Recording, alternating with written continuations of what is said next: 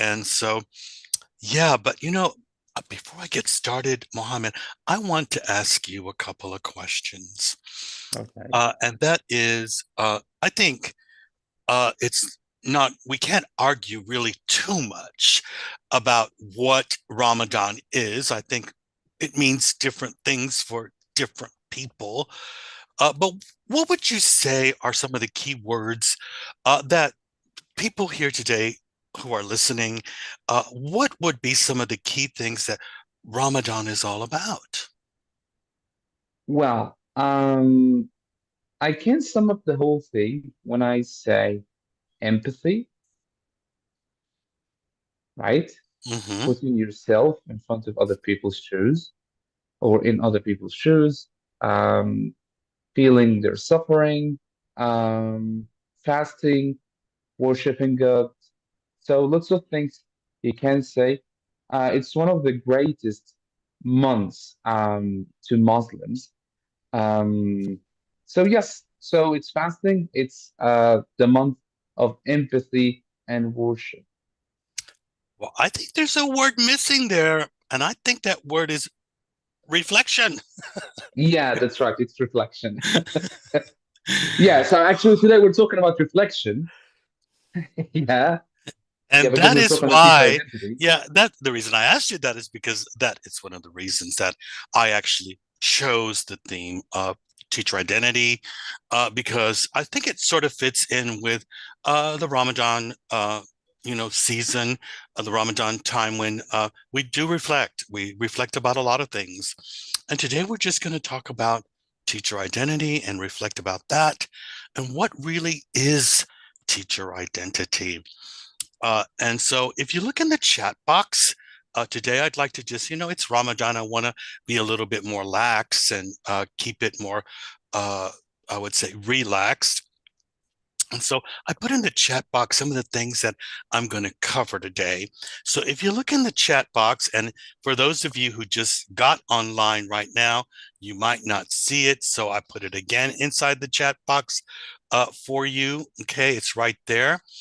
Uh, but we're talking about teacher identity, and I think before I could actually answer the question about what is teacher identity, we got to talk about our perception of our world, and the world around us, and social constructs, because teacher identity is a construct. It's very different for each individual, because of that we perceive ourselves in different ways. So the one thing where teacher identity starts is the world around us and how we perceive it and the social constructs within that world. Uh, I live in Germany, and so how I understand my culture here in Germany, how I perceive the social constructs of what's right and wrong, what is acceptable, what is not acceptable in this culture. Well, this is going to be very different for me in Germany than it is for you, Mohammed, in Egypt. Yeah. And then we had a couple of people here from India.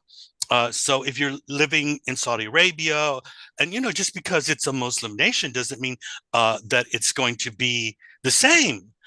Because I think if you live in Saudi Arabia, it's going to be a little bit, the social constructs are going to be a little bit different than those in Egypt. And so, teacher identity starts with how we understand our own identity within the world that we live in.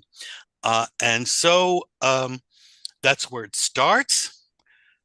But, in psychology, that has a name. And it's called first language ego development. And the acronym for that is called FLED. So when you ask, you can't really ask somebody, well, what's your FLED? How do you understand your FLED? That's sort of a very difficult, and it almost sounds like a philosophical question, but we do know the answer to what is our fled. It's not something that we can answer immediately because we do need to reflect. We need time to think about what that really is and how we perceive ourselves. And so, first, language ego development is a natural process. It's happening every day around us. It's unseen. Sometimes we do see it. We are cognizant of the fact that uh, we're growing, we're seeing something new. It's very experiential, and uh, but it's there. This first language ego development. With our friends. It's at school. It's with our relatives.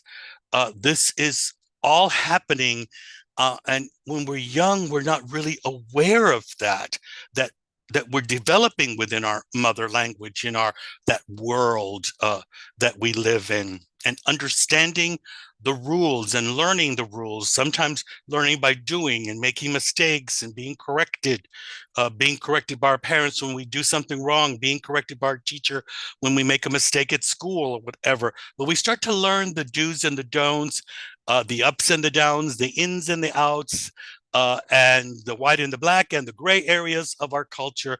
All of this can fall into FLED, which is called first language ego development. But there is something else that happens that, again, we don't always see it, but sometimes it's there. We do become aware of it after a while because of some things happening around us. And that is number three, which you see in the chat box, which is called social capital. And again, we're talking about teacher identity, but all these things lead to the development of teacher identity. And that is our social capital. Now, some people would say, what do you bring to the table? Uh, and that starts with what family we're born into. This is where social capital, starts. What do we inherit from our family, our parents, our aunts and uncles, our cousins? Well, one thing we do inherit is our language. Uh, we inherit our culture. We inherit our belief system. When I say belief system, in this case, I mean religious belief system, because that is separate than, of course, our belief system about uh, social constructs and what is right and what's wrong and within a society. So our social capital plays a big role in how we're going to move in life. If you're born the son of a king, well, you're born with power, position, and privilege. And if you're born the son of a baker, you might be born, well, if your father's a famous baker, well, you definitely are born also with power, position, and privilege, but in a different way. So everybody comes to the table with different social capital. If your mother was a famous professor at university, the expectations on you might be very high because, of course, what she has achieved in her life, people would expect that you would achieve at least the minimum of what she has achieved. So social capital has its good parts and its bad parts, but social capital is also part of how we perceive ourselves, and the position and the power and the privilege that we're born into, and the connections that we get from that will help us to form our identity. Again, social capital can be a very great thing. It can bring a lot of value to your life. we can't put a monetary value on social capital, but it is like money in a society. And that also helps to form our personal understanding of ourselves. And that is number four, which of course is our perception of ourselves. But as we get older and we start making decisions in our life, we start to decide what we want to do in life. And because I assume everybody here is a teacher, uh, you made a decision to be a teacher. And we're talking about teacher identity. So here is when you make that decision to be a teacher, you realize you do have to educate yourself to be a teacher. You have to learn what it is to be a teacher, and you have to grow into that job. Just because you graduate from university with a degree as a in education or uh, other things that you could use to become a teacher, you could become a content teacher, so you don't have to have a degree in education. But as you grow into that role of a teacher, uh, becoming a teacher is not something that's just automatic.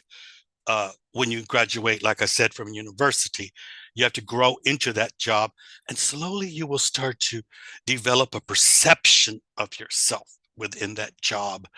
And you will start to see here on, if you look at is it number five here?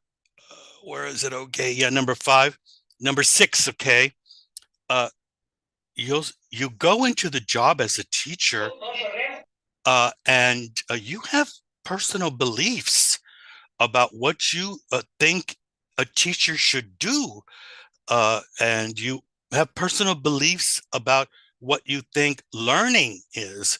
And all of that can be based from a combination of what you learned at university, theoretically, what you learned on the job, maybe through teacher training, what maybe other people told you or what you observed. And maybe somebody told you that there's some things you have to believe and do. But there's all that comes together, and that develops our personal beliefs about teaching and learning. So little by little, we're developing this teacher identity because, as I said, and I'm going to repeat real quick here, teacher identity starts with understanding the world around us, the social constructs within that world, and the social capital that we bring to the table, our perception of the roles we play within our environment. And also, another thing that starts to happen is when you start working, you start to develop a sense of empowerment, a sense of being able to make decisions on your own. And that is called teacher agency.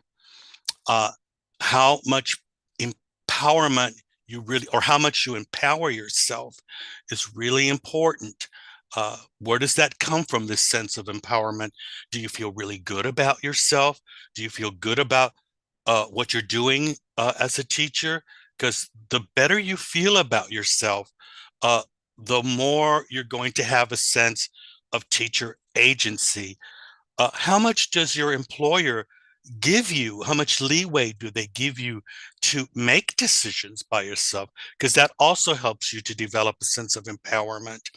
But the next thing that has to do with that, yes, we do make decisions as teachers in the classroom, but how much do those decisions lead to what is called here in number six, uh, uh, which here you see, I don't know why that list is different there than here. Okay, because the next thing that really comes there is, and I got kind of lost there, but here is, yeah, teacher teacher efficacy. We're at teacher efficacy now. Is, are you having success on the job? Are you able to really feel success? Uh, do you recognize when you make a mistake? And what do you do when you see as a teacher that you made a mistake? How do you correct it? Uh, do you reflect? Because reflection uh, is very important for the development of teacher identity. And so if you're really thinking about what you're doing and uh, trying to correct it and finding solutions, we're in that metacognitive realm now. And that is also an important part of the development of teacher identity. So again, we're talking about teacher identity, but are we really there? Do you really have a sense of what it really is? I think I just led you through maybe some things that help to develop it, but I still haven't answered the question as to what it is really. Uh, and now we get to a little bit more difficult part, because if everybody here is a language teacher, this is where teacher identity can get very complicated, because just like we have fled first language ego development, language teachers have something called SLED, which is second language ego development. And if we speak more than one language, then we are going to have multiple language ego development. And that is me. I speak three languages fluently as mother languages. And I found it always difficult for me to understand that. And one of those things I always used to start to hear was, when you change languages, you become another person. Well, to be honest with you, I know there's different sides to that argument as to whether we change personalities when we change languages. I personally believe that the answer is no. We don't change personalities. We just change the way we operate and communicate in those languages, because we know that those languages have different rules. And we know the rules because those languages are real to us.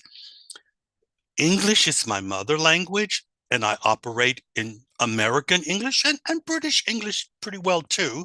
I lived and worked in London, and I understand and can survive and operate within a British English world, uh, because that's my mother language, and I understand the rules. I grew up with it. Uh, Spanish, well, my father's Spanish, and so I grew up with that. I speak fluent Spanish and basically understand the rules. I make grammar mistakes because I never really learned it at school. I just sort of learned it by doing and being around Spanish speaking people in Spanish speaking countries. And I know that just because I speak Spanish doesn't mean that I know all the rules to all the cultures that speak Spanish, but I pretty much well can survive because I understand that. Um, and German, well, speak it like a mother language. I live and work here. I understand the rules. I understand the social constructs. Uh, I get a sense of agency and empowerment within the language. And I feel a sense of success in the language. I understand all of those things. This is where teacher identity for language teachers can get complicated if you do not feel good about how you develop in the second language that you're teaching. And I have met many teachers who are English teachers, but not native English speakers. And how can sometimes, like I just said, I can operate within different languages because I lived in those cultures. I grew up with them. They're part of me. They're part of my ego development, which we call in psychology. This is just part of who we are. We can't take that away from us.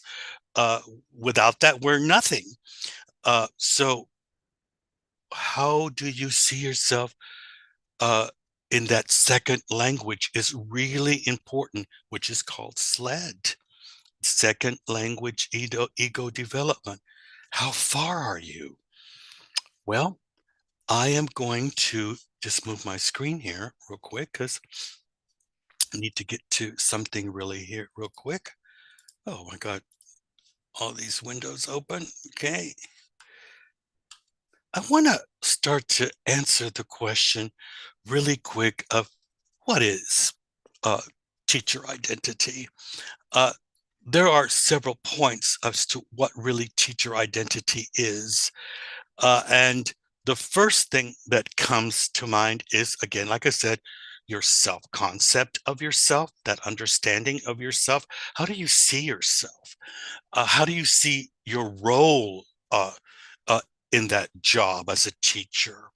How deeply are you motivated about that job? And what are your teaching methods?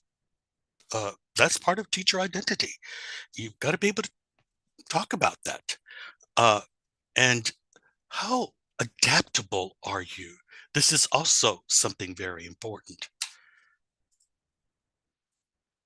Are we still there, Mo?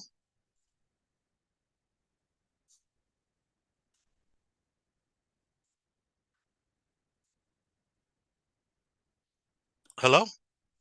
Okay. There we see that. Yes, we're Okay. still there. Yes, Yeah, I was yes. just wondering. Yeah, the screen just popped up there. Okay, but I like the way the screen is now. Okay, good, great. We're answering the question, what is teacher identity?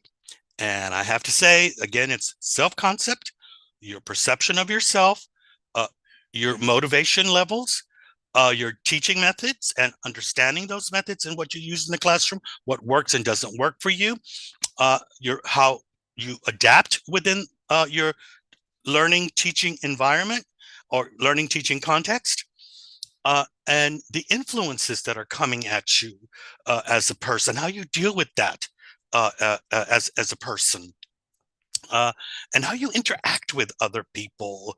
Are you interacting with other people? Are you a teacher that's getting involved?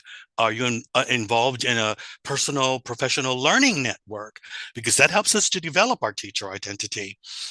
And again, those personal beliefs that we bring to the table, our values, our experiences. Do we share our experiences with people? And not just the positive experiences, but sometimes the negative experiences, because we can learn from that or other people can learn from us. And again, part of that teacher identity is how we understand our cultural background, our social capital, and what we bring to the table as an individual, as a human being. But there's other things that we have to talk about when we talk about teacher identity. And I'm just going to go back over here really quick, okay? Because I have so many screens open here. Uh, is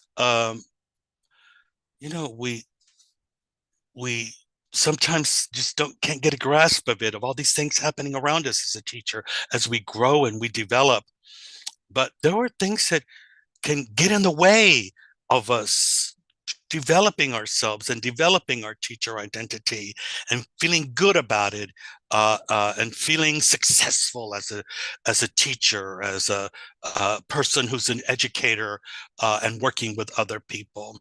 And one of them is ambiguity, that role that we play. Are we clear about that? uh, can we describe that to somebody?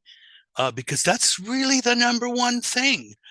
Can I describe what I do as a teacher? First, to myself, have I ever really thought about it? That's that metacognitive thing.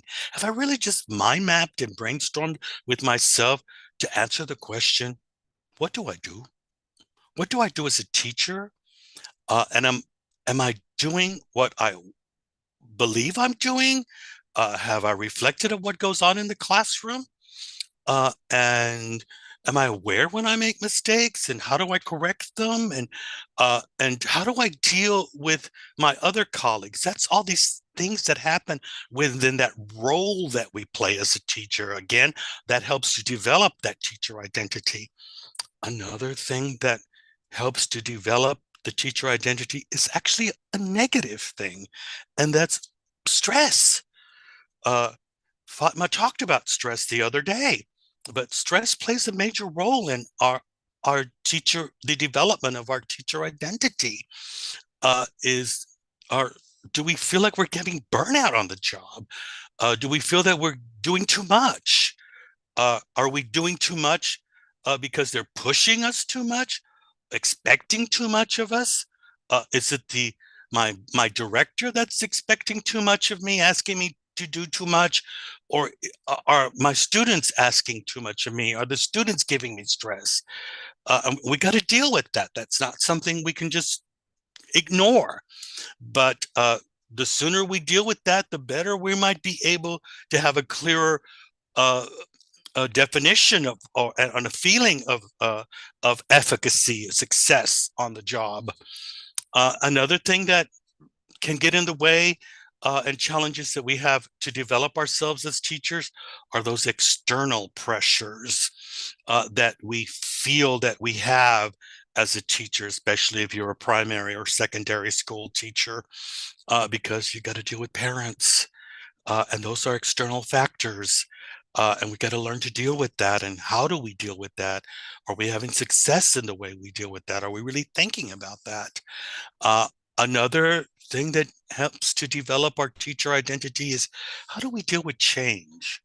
The things that are changing around us, the rules, the technology, the society expectations of us as a teacher.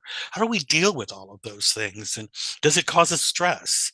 Another thing that we need to deal with, and always say this, I say this to many school directors, owners of schools, please do not hire a teacher who's not involved in a professional learning network because connectivity is an extremely important part of teacher identity development. Teachers who are isolate themselves for one reason or another, there's always an explanation for it, but lone wolves in a group of teachers might not be a positive thing. And usually school directors, they don't usually like that because this could lead to problems down the road. We need teachers to work together, to collaborate with one another, exchange ideas, share experiences. And this is why professional learning networks or groups of teachers, and sometimes teachers don't understand that staff meetings are really important because that helps to build a sense of team and collaboration within teachers. So this is an important part of teacher identity development is how do you collaborate with others, or are you a lone wolf and isolate yourself? Because then this will of course hinder your teacher identity development. uh, and another thing that helps to develop our teacher identity is our personal life balance, our work life balance. Do we have a healthy work life balance? If we don't, that's going to really stress us out and really hinder us, and it's going to be a burden on you. So we always have to be dealing with that. But the last thing that can be a challenge for us to develop our teacher identity is our career development. What are we doing to develop ourselves as individuals, as teachers, and our career? Where do we see ourselves in 1 year?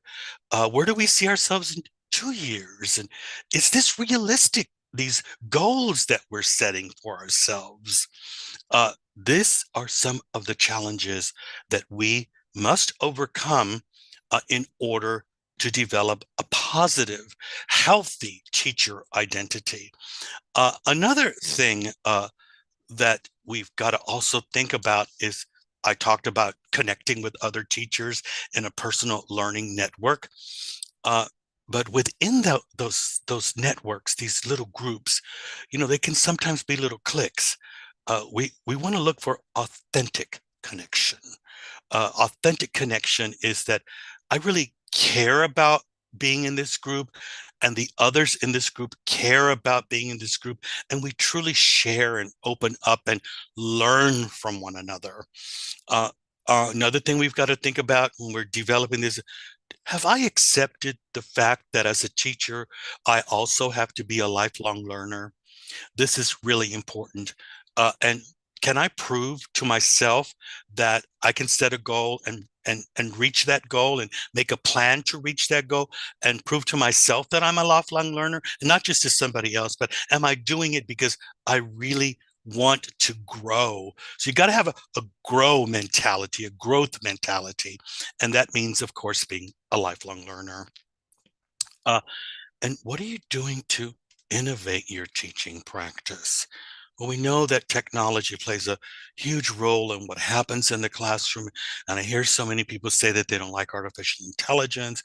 They're not allowed to use telephones in the room. They don't have any laptops. They low resource classroom. Well, everybody has a different learning teaching context. We've got to come to terms with it. But even within whatever it is, low resource or high resource, how can we see ourselves innovating our teaching practice, changing and improving it, learning a theory and then trying to apply it? This, of course, helps to develop our teacher identity. And what about reflective practice? How often do we sit down and really think about what we're doing and ask ourselves, what happened in that classroom? What went right? What went wrong? How could I do it better? How is it going to look like next time? Let me draw a little script of how it might look, or maybe just a simple mind map, something. But, reflective practice is really important to the development of a positive, healthy teacher identity.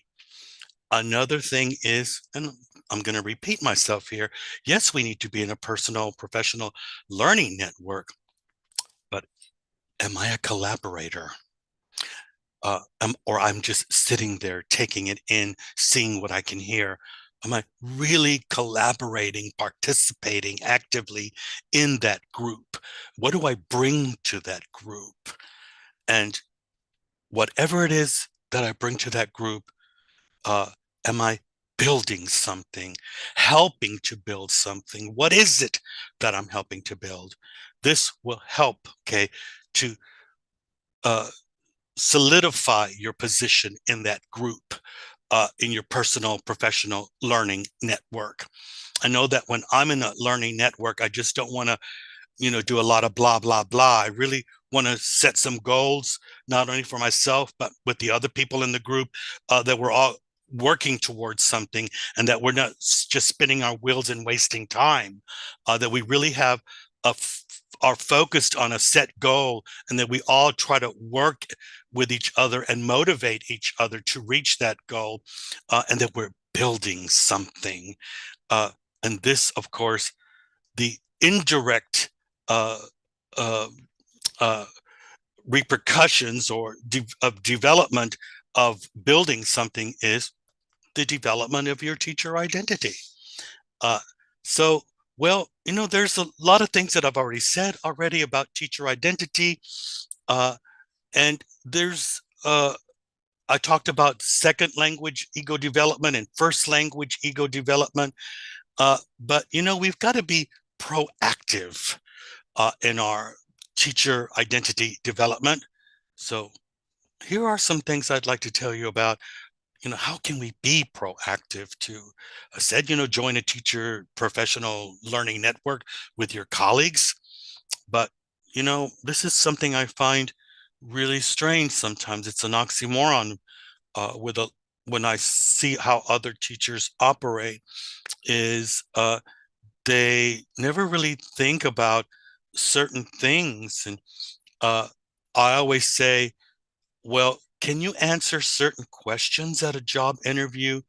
And if you can answer certain questions at a job interview and really practice, even though you're not applying for a job, and it's just good to know the answers to what is your TPACs, for example, your technology, pedagogical, and content knowledge.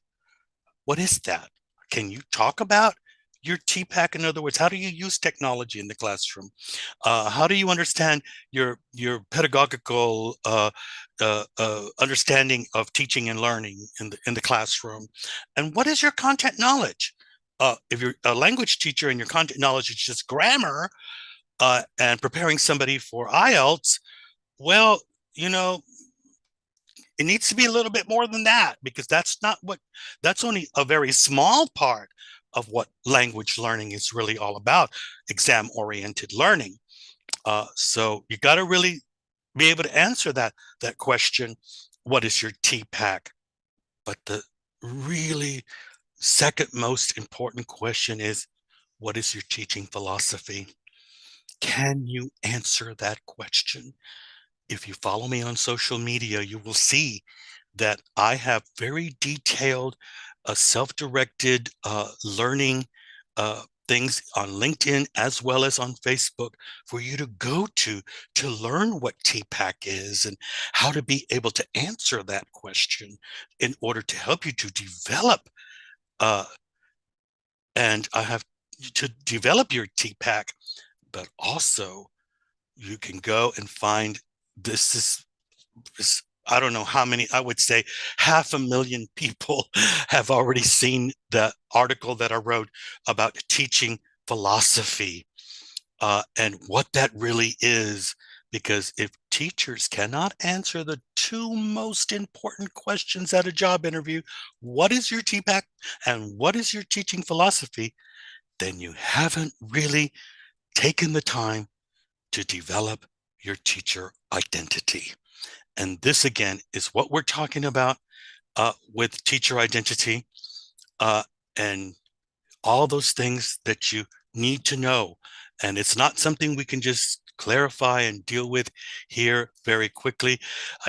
My goal today was to get you into that understanding what it is and what it takes to develop that and to make a little plan for yourself, start becoming aware of it, and so that you might want to be able to get to the point where you can answer those two questions. What is your TPAC and what is your teaching philosophy? Because if you can answer that, you're talking about teacher identity. You're talking about all of those different things that I've mentioned here. That means that you've reflected, you've taken time to create plans for yourself. You understand what you're doing. You understand what's happening in that classroom. You understand learning and teaching uh, frameworks at a higher level, not just from theory, but from practice itself. And these are the very important things, like I said, to develop your teaching learning, your teacher identity. Mo, I want to thank you very much for inviting me today to talk about teacher identity. And I'm going to ask you to quit sharing screens because I think I want to look inside the chat box now and see if there was any comments, or did you notice anything, Mo, that maybe we could. Does anybody have any questions? Well, thanks a lot for this wonderful talk about teacher identity, and it's a really important topic for any teacher. And we're honored to have Fatma here as well. Yeah, she was the previous speaker, and now she's attending this talk with us, and she's saying in the chat box, "I really wish more people attended this session to know and understand that we need to extend so much beyond curriculum and textbooks." Um, Well, Fatma asks a very important question yeah, because, how can you develop your teaching how do you philosophy? develop your teaching philosophy? Well, Yeah. that's not something that's going to happen overnight. It's a process. And I think the key word there is develop, because development is a process. And you've got to start somewhere. You've got to start with uh, reflecting on what you've been doing in the classroom, and can you bring it to the point uh, of whatever is happening in that classroom, connected to a framework, a theory. Do you know your theories of teaching? What are the methodologies that you use? Because when you're talking about teaching philosophy and the statement that you make when you say this is my teaching philosophy, well, you got to back that up, and it has to be backed up with evidence-based things. You can't say things that well, I believe in NLP and say that's what I do in the classroom, because I might tell you, you probably won't get a job in Europe. Okay, some people might accept that, but most schools wouldn't, not state schools, because they don't feel that that's evidence based. But here is what a great question. Developing your teaching philosophy means doing research, reading, and reflecting. I call it the 3 R's of research, and research means read. So you're reading up on the different theories and methodologies and ideas about teaching and learning. And let's face it here, teaching is not the same thing as learning. These are two different things. So what is your concepts of teaching and what are your concepts of learning? How do you understand learning? How do you understand, if you're working with primary school students, how do you understand that? Secondary school, that's also different. University students, because our teaching and learning context does help us to develop our teaching identity and also our teaching philosophy. And you've got to, what about that experiential aspect of it? How do I reflect? How do I get to that metacognitive stage of really thinking about what's going on in these different situations that I'm in? Did I reflect about what went right, what went wrong? How did I correct it? Because that's also part of teaching philosophy as well. I mean, when you get to that metacognitive level, that you really thought about it. But in the end, it takes no. I want to say that I will never show my first teaching philosophy paper that I turned in when I first became a teacher, because I'm embarrassed. And I think all of us look back and think, wow, I can't believe that I said that. I can't believe that I believed that. But I'm 65 years old now. And if I look back and don't think that, then something went wrong, because we grow, we develop, we learn, and we do know what we did wrong. And I think a lot of older teachers say, God, I feel so sorry for some of those students that I tortured with what I was doing. Uh, but I'm learning by doing. I have to say, my teaching philosophy took about when I was really came to the point of positive teacher efficacy, which means this feeling of success. Uh, I was about 30 years old. I had been teaching for about 5 years already, and my teaching philosophy was changing very quickly. Every year, I was learning new things. I was learning the theory uh, that I learned at school wasn't really working for me. I started reading and researching some more, learning from doing, learning from other colleagues. I was always involved, and I would say by the time I was 30, I developed what was the basis now of my present teaching philosophy. I started to understand a lot of things about teaching and learning from just doing, getting in the classroom. And one of my, you know, friends, Heather Hansen, who wrote a book about unmute yourself. I once asked her, what should a new teacher do once they finish school? And she said, get in the classroom, jump in there, and just start doing it. Because it's only from doing it that you're going to be able to develop your teaching philosophy. And let us not forget that we're talking about teacher identity here. But could you answer that question? The third question I didn't get to was, what's your classroom persona? Who are you in that classroom? What do you do as a teacher in that classroom? And that's part of that. That's an extension of teaching philosophy, because that person who we are in that classroom, that's different than we are maybe who we are in private life. We should be able to distinguish between the two. And we have to have the right language for that. And that's not something we learn overnight. We do need some time to develop that. Uh, Something else I see here. How about this teaching philosophy for early years? To foster young minds with inquiry-based and critical thinking skills for helping them make informed decisions practical practical life. Well, that sounds pretty good to me. Okay. Because I know that if I heard somebody answer, if I asked the question at a job interview and they told me that, we're going to get into an interactive conversation. Definitely, because that is definitely, the beginning of what I expect for somebody who I can get a feeling this person is understands what is happening in that classroom and what's expected out of them. And it says right here, would this response help in hiring teachers in Europe? Yes, Fatma, yes. As a recruiter now, I intend to ask this question and see what response I would get.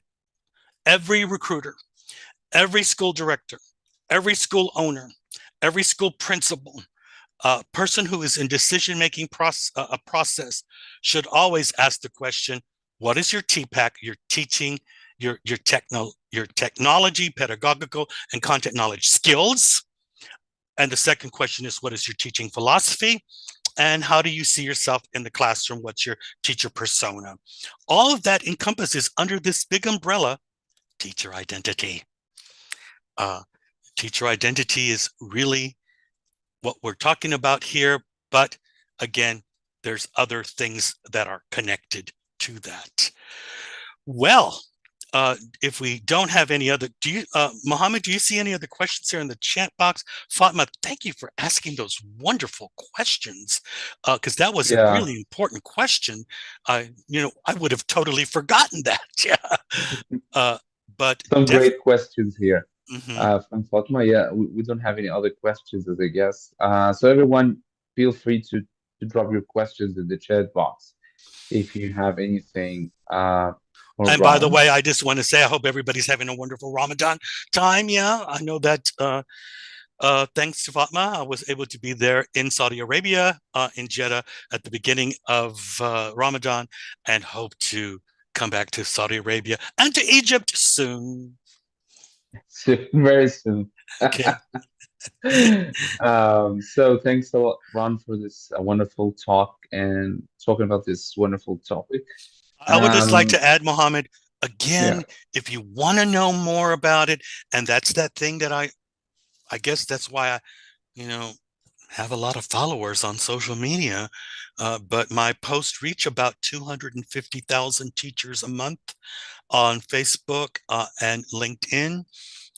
And I want to say that you can find everything that I've been talking about here today, teacher identity, and follow up on that with some posts that I made with wonderful links to understand teacher identity. There is also an article that I wrote with wonderful links to understand what teaching philosophy is as well too.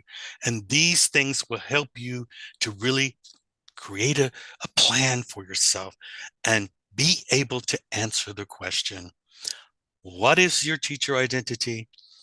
What is your TPAC? And what, okay, is your teaching philosophy? Again, Mohammed, thank you very much for inviting me today. It was wonderful talking about that. I hope it wasn't too theoretical. Uh, and we can talk about teacher identity at another time, okay? But definitely, uh, I hope that all of you have a wonderful Ramadan. And also, one last thing, let us not forget our brothers and sisters in Gaza, because this is very important that we not forget, just not only think about ourselves, but think about other people as well. Okay. So when we reflect. So thank you again and see you all later.